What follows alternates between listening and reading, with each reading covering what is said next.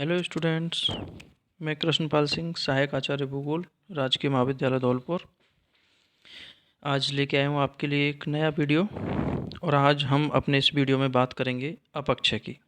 अपक्षय, अपक्षय का अर्थ और अपक्षय के प्रकार। तो चलिए वीडियो शुरू करते हैं। तो सबसे पहले हम देखते हैं अपक्षय क्या है, अर्थात अपक्षय का अर्थ क्या है। तो जब चट्टानें अपने ही स्थान पर भौतिक व रासायनिक प्रक्रियाओं के द्वारा विघटन व वियोजन उनका होता है तो उसे अपक्षय के नाम से जानते हैं। अर्थात चट्टानें अपने ही स्थान पर रासायनिक या भौतिक प्रक्रियाओं के द्वारा उनका टूटना जो है अपक्षय के अंतर्गत शामिल किया जाता है। अपक्षय में चट्टानें बिना किसी बाह्य कारक के स्वतः ही कमज़ोर होकर टूटकर बिखर जाती हैं। अर्थात अपक्षय में चट्टानें विभिन्न जो दशाएं हैं, रासायनिक और भौतिक प्रक्रियाएं हैं, उनके द्वारा धीरे धीरे कमज़ोर होती रहती हैं और अपने स्थान पर टूट करके बिखर जाती हैं। लेकिन हमें यह ध्यान रखना होगा कि अपक्षय की प्रक्रिया में चट्टानों में कोई गतिशीलता नहीं होती है। वो चट्टानें अपने ही स्थान पर टूटकर मलबे के रूप में बिखर जाती हैं, लेकिन उस मलबे का कहीं गमन नहीं होता है। तो इस प्रकार से ये अपक्षय है। अब हम यहाँ बात करेंगे अपक्षय के विभिन्न प्रकारों की। तो देखिए, इससे पहले हम बात करते हैं अपक्षय को प्रभावित करने वाले कारक कि कौन कौन से ऐसे कारक हैं जो चट्टानों के अपक्षय को प्रभावित करते हैं, अपक्षय को कम या ज़्यादा करने के लिए उत्तरदायी हैं। तो सबसे पहला यहाँ कारक लिखा हुआ है सेल संरचना एवं संगठन। अर्थात चट्टानों की संरचना कैसी है और चट्टानों का संगठन कैसा है, ये अपक्षय को सबसे ज़्यादा प्रभावित करने वाला कारक है। चट्टान कमज़ोर है या फिर कठोर है, उसके कणों का संयोजन किस प्रकार का है, उसका संगठन किस प्रकार का है और उसमें कौन कौन से खनिजों से उसकी संरचना बनी हुई है। तो इस पर निर्भर करेगा कि उस चट्टान का अपक्षय कितनी तीव्रता से होगा या कितनी धीमी गति से होगा। और विभिन्न चट्टानें रंध्रपूर्ण या घुलनशील खनिजों वाली जो चट्टानें हैं, उन पर रासायनिक अपक्षय का प्रभाव ज़्यादा होता है। वहीं यदि हम बात करें कि जो ऊर्ध्वाधर परतों वाली जो चट्टानें हैं, उन पर यांत्रिक या भौतिक अपक्षय जो है अधिक प्रभावी रहता है।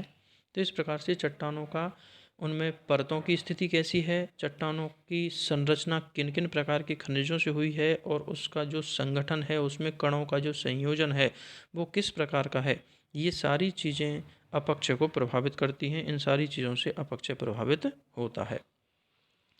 दूसरा अपक्षय को प्रभावित करने वाला कारक है भूमि का ढाल।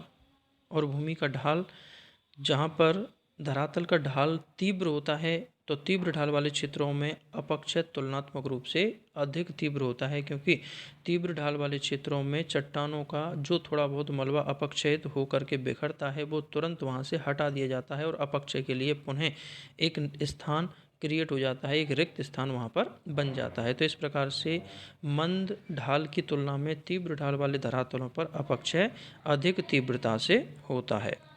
तीसरा अपक्षय को प्रभावित करने वाला कारक है जलवायु में भिन्नता।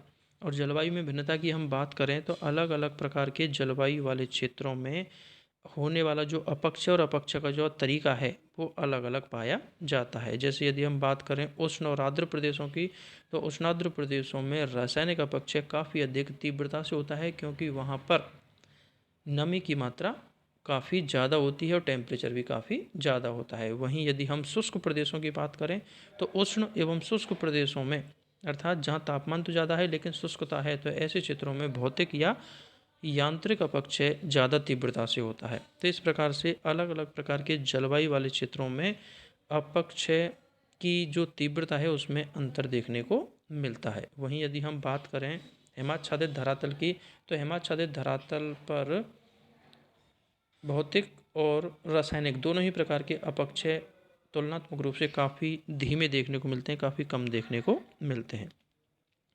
और अगला अपक्षय को प्रभावित करने वाला कारक है वनस्पति का प्रभाव।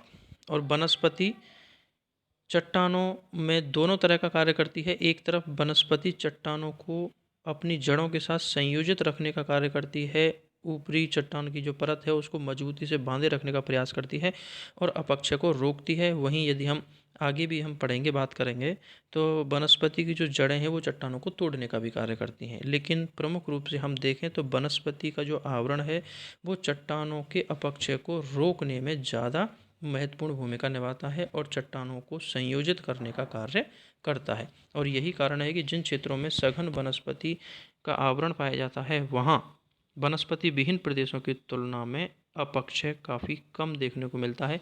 अर्थात नग्न चट्टानों पर अपक्षय तीव्रता से होता है, वहीं वनस्पति युक्त चट्टानों पर अपक्षय धीमी गति से होता है। तो इस प्रकार से ये अपक्षय को प्रभावित करने वाले प्रमुख कारक थे। अब हम बात करेंगे अपक्षय के प्रकारों की। तो यहाँ आप देख सकते हैं अपक्षय के प्रकार। और अपक्षय के प्रकार अर्थात अपक्षय को प्रमुख रूप से हम 3 वर्गों में विभाजित करते हैं: भौतिक अपक्षय, रासायनिक अपक्षय और जैविक अपक्षय। तो सबसे पहले हम यहाँ बात करेंगे भौतिक अपक्षय की। और भौतिक या इसे यांत्रिक अपक्षय के नाम से भी जाना जाता है। और भौतिक या यांत्रिक अपक्षय में जो जलवायु संबंधी कारक हैं, जिसमें मुख्य रूप से तापमान और आर्द्रता या वर्षा प्रमुख कारक हैं, इनका सबसे बड़ा योगदान होता है। और इन भौतिक कारकों के द्वारा ही चट्टानों का टूटना भौतिक अपक्षय के अंतर्गत शामिल किया जाता है। तो भौतिक अपक्षय कई रूपों में होता है, कई तरीके से होता है, उसकी हम यहाँ बात करेंगे। तो यहाँ देख सकते हैं सबसे पहले भौतिक अपक्षय का जो तरीका है वो है पिंड विखंडन या पिंड विच्छेदन, अर्थात चट्टानों का बड़े बड़े टुकड़ों में टूटना। तो जो चट्टान है क्रमशः तापमान पाकर के चट्टान में प्रसार होता है और रात्रि काल में जब तापमान डाउन होता है तो चट्टान पुनः सिकुड़ती है। और इस प्रकार से लगातार रूप से दिन में तापमान प्राप्त करके चट्टानों के प्रसार और रात्रि में तापमान विमोचन की वजह से चट्टानों के संकुचन के कारण क्रमशः चट्टानें ढीली होती चली जाती हैं और कुछ समय पश्चात चट्टानें बड़े बड़े टुकड़ों में टूट जाती हैं, उनमें दरारें पड़ जाती हैं और वो कई हिस्सों में विभाजित हो जाती हैं। और इस प्रकार का जो विखंडन है वो पिंड विखंडन या पिंड विच्छेदन के नाम से जाना जाता है। दूसरी तरीका है भौतिक अपक्षय का, वो है अपसल्कन। और अपसल्कन, जिसको हम प्याज अपक्षय के नाम से भी जानते हैं, ओनियन वेदरिंग के नाम से इसको जाना जाता है। जैसे सामान्यतया प्याज के जो छिलके होते हैं एक के ऊपर एक, तो क्रम से हम उनको हटाते चले जाएं, उसी तरीके से चट्टानों में भी भौतिक कारकों की वजह से, अत्यधिक तापमान की वजह से ऊपरी परतों का प्रसार होता है और ऊपरी परतें क्रमशः निचली परतों से अलग होती चली जाती हैं और एक एक करके परत दर परत इन चट्टानों का अपक्षय होता चला जाता है, एक एक करके परतें उगड़ती चली जाती हैं। और इस तरीके से होने वाला जो अपक्षय है वो अपसल्कन के नाम से जाना जाता है। तीसरी जो भौतिक अपक्षय का तरीका है वो है तुषार अपक्षय।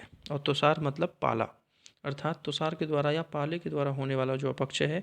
और ये तुषार अपक्षय ज़्यादातर मध्य अक्षांशीय क्षेत्रों में या ऊंचे पर्वतीय इलाकों में देखने को मिलता है, जहां दिन के समय टेम्परेचर 0 डिग्री से अधिक होता है लेकिन रात्रि काल में तापमान 0 डिग्री से नीचे चला जाता है। और ऐसी स्थिति में दिन के समय तापमान जब 0 डिग्री से ज़्यादा होता है तो जो चट्टानों की रंध्रों दरारों में स्थित जो जल है वो जलीय रूप में विद्यमान रहता है। लेकिन जब रात्रि काल में तापमान डाउन होने की वजह से टेम्परेचर 0 डिग्री से नीचा होता है तो वो दरारों में, छिद्रों में स्थित जो जल है वो जम जाता है, तुषार के रूप में वो जम जाता है। और चूंकि जल की तुलना में बर्फ़ का जो आयतन है वो ज़्यादा होता है, तो इस प्रकार से उन दरारों में स्थित जल के जमने से वो दरारों पर दबाव पड़ता है, आयतन बढ़ने से उन दरारों में दबाव पड़ता है और दरारें क्रम से चौड़ी होती चली जाती हैं। और यही क्रम लगातार लंबे समय तक चलते रहने से वो दरारें निरंतर चौड़ी होती चली जाती हैं, वो रंध्र लगातार चौड़े होते चले जाते हैं। फलस्वरूप चट्टान आगे जा कर के कुछ समय पश्चात बड़े बड़े टुकड़ों में या विभिन्न भागों में विभाजित हो जाती है, वो चट्टानें टूट जाती हैं। और इस प्रकार से होने वाला जो अपक्षय है वो तुषार अपक्षय के नाम से जाना जाता है। और भौतिक अपक्षय का अगला तरीका है दाब मोचन या दाब मुक्ति। और दाब मुक्ति, चूँकि जो निचली चट्टानें हैं उन निचली चट्टानों पर ऊपरी चट्टानों का दाब पड़ता है और उस दबाव की वजह से निचली चट्टानें संरक्षित रहती हैं और काफ़ी सघन अवस्था में रहती हैं। लेकिन जब कभी ऊपरी चट्टानों का दाब हट जाता है या ऊपरी चट्टानों के कटने से वहाँ निचली चट्टानों पर पड़ने वाला जो दबाव है वो कम हो जाता है, तो इससे निचली चट्टानों में थोड़ा फैलाव होता है, उनका थोड़ा प्रसार होता है और इस प्रकार से निचली चट्टानों के प्रसारित होने से उसमें दरारें पड़ जाती हैं और वो चटकने लगती हैं, उनके कई हिस्सों में वो विभाजित होने लगती हैं और इस प्रकार से निचली चट्टानों पर ऊपरी चट्टानों के दाब मोचन की वजह से अपक्षय की प्रक्रिया होने लगती है और चट्टानें क्रमशः बिखरने लगती हैं, टूटने लगती हैं। तो इस प्रकार का जो अपक्षय है वो दाब मोचन के नाम से या दाब मोचन के रूप में जाना जाता है। अब हम बात करते हैं रासायनिक अपक्षय की। और रासायनिक अपक्षय जिसमें प्रमुख रूप से रासायनिक प्रक्रियाएं जिम्मेदार हैं और रासायनिक अपक्षय के कई तरीके हैं जिससे चट्टानें रासायनिक रूप से अपक्षयित होती हैं, टूट करके बिखरती हैं। इसमें सबसे पहले है ऑक्सीकरण। और ऑक्सीकरण तो वायुमंडलीय जो ऑक्सीजन है वो जल में घुल करके चट्टानों के खनिजों में स्थित लौह जो खनिज है उसके साथ क्रिया करके ऑक्साइड बनाती है, लौह ऑक्साइड में उसको बदल देती है और इस प्रकार से चट्टानों का लोहे का ऑक्सीकरण होने पर चट्टानों का आयतन थोड़ा बढ़ जाता है और इससे वो सेलें धीरे धीरे टूटने लगती हैं, उनका वियोजन होने लगता है, वो चट्टानें अपक्षयित होने लगती हैं। और इस प्रकार के ऑक्सीकरण का प्रभाव सर्वाधिक उन्हीं चट्टानों पर होता है जिनमें लोहे का अंश अधिक पाया जाता है। तो इस प्रकार से चट्टानों का टूटना ऑक्सीकरण की प्रक्रिया कहलाता है। दूसरा है कार्बोनेशन। और कार्बोनेशन में प्रमुख रूप से कार्बन डाइऑक्साइड की भूमिका होती है। तो जो वायुमंडलीय कार्बन डाइऑक्साइड गैस है वो जल के साथ मिल करके कार्बनिक अम्ल का निर्माण करती है और कार्बनिक अम्ल जो है चूना युक्त चट्टानों को बहुत तेज़ी से घुलाने का कार्य करता है।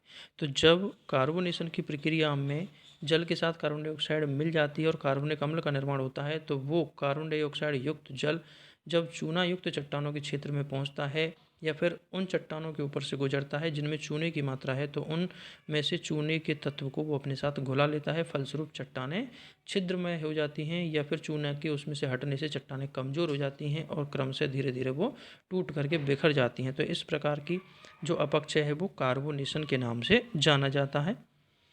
तीसरा है सिलिका पृथक्करण। और सिलिका पृथक्करण अर्थात जब जल चट्टानों के ऊपर से गुजरता है तो जल उन चट्टानों में स्थित सिलिका को अपने साथ घुला लेता है क्योंकि सिलिका जल के साथ घुलनशील है और इस प्रकार से सिलिका के चट्टानों से अलग होने को ही सिलिका पृथक्करण या डीसिलिकेशन के नाम से जाना जाता है। और इस प्रकार से जब चट्टानों से सिलिका अलग हो जाती है तो चट्टानों में जगह जगह इस प्रकार से रंध्र बन जाते हैं और चट्टानें तुलनात्मक रूप से कमज़ोर हो जाती हैं जिससे वो क्रम से आगे टूट करके बिखर जाती हैं। तो इस प्रकार का जो तरीका है या ये जो प्रक्रिया है ये सिलिका पृथक्करण के नाम से जानी जाती है। अगला रासायनिक अपक्षय का रूप है जल योजन। और जल योजन जैसा कि नाम से स्पष्ट है जल के चट्टानों के साथ मिलने से संबंधित है। अर्थात जब जल चट्टानों के ऊपर से गुजरता है या चट्टानों के संपर्क में आता है तो वो चट्टानें जल को अवशोषित कर लेती हैं और बहुत से खनिज ऐसे होते हैं जो जल अवशोषित करके थोड़े फूल जाते हैं, उनका आयतन बढ़ जाता है। तो इस प्रकार से जब चट्टानें जल को अवशोषित करके उनका आकार में वृद्धि हो जाती है, उनका विस्तार हो जाता है तो क्रमशः उनके आकार बढ़ने से उनके कणों के बीच की दूरी अधिक हो जाती है। फलस्वरूप चट्टान कमज़ोर हो जाती है, उसका संगठन कमज़ोर हो जाता है और इस प्रकार से चट्टानें कमज़ोर होकर के कालांतर में बिखर जाती हैं, टूट जाती हैं। तो इसे हम जल योजन कहते हैं।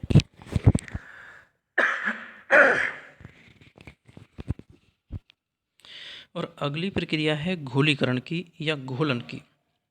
और घोलीकरण में जब वर्षा का जल सेल पदार्थों से संपर्क में आता है तो बहुत से घुलनशील अवयवों को, बहुत से घुलनशील जो तत्व हैं वो जल के साथ घुल करके अलग हो जाते हैं और इस प्रकार से चट्टानें कमज़ोर हो जाती हैं। तो जल के घोलीकरण प्रक्रिया के द्वारा भी चट्टानों से घुलनशील तत्वों को अलग करने की वजह से चट्टानें कमज़ोर होकर के बिखर जाती हैं और अपक्षय होता है। तो इस प्रकार का अपक्षय भी घोलीकरण के रूप में जाना जाता है जो रासायनिक अपक्षय का ही एक प्रकार है। तो इस प्रकार से ये रासायनिक अपक्षय था। अब हम अगले तरीके की बात करते हैं अपक्षय की और वो है जैविक अपक्षय अर्थात जीव जंतु और वनस्पतियों के द्वारा होने वाला अपक्षय। और जैविक अपक्षय हालांकि विभिन्न क्षेत्रों में भौतिक और रासायनिक अपक्षय ही ज़्यादा महत्वपूर्ण होते हैं लेकिन जैविक अपक्षय भी अपनी महत्वपूर्ण भूमिका अपक्षय में निभाता है। तो हम यहाँ बात करेंगे जैविक अपक्षय। और जैविक अपक्षय में 3 तरीके से अपक्षय होता है, वनस्पति के द्वारा अपक्षय, जीव जंतुओं के द्वारा अपक्षय और मानव के द्वारा अपक्षय।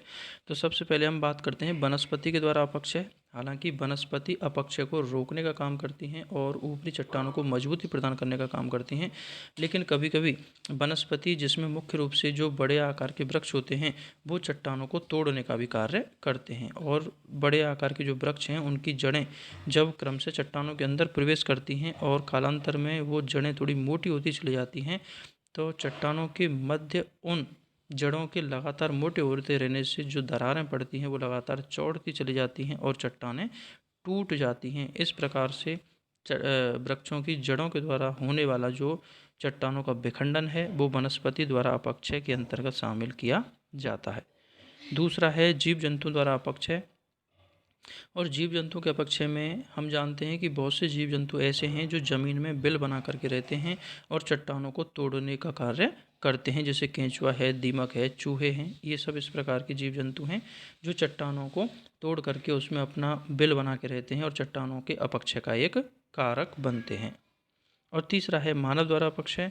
तो मानव भी अपनी विभिन्न आर्थिक क्रियाओं के लिए, जैसे कृषि कार्य है या उद्योग धंधे या अन्य प्रकार की आर्थिक क्रियाएं हैं, उसके लिए चट्टानों को तोड़ने का कार्य करते हैं, चट्टानों का अपक्षय का कारण बनता है। तो इस प्रकार से ये जैविक अपक्षय था।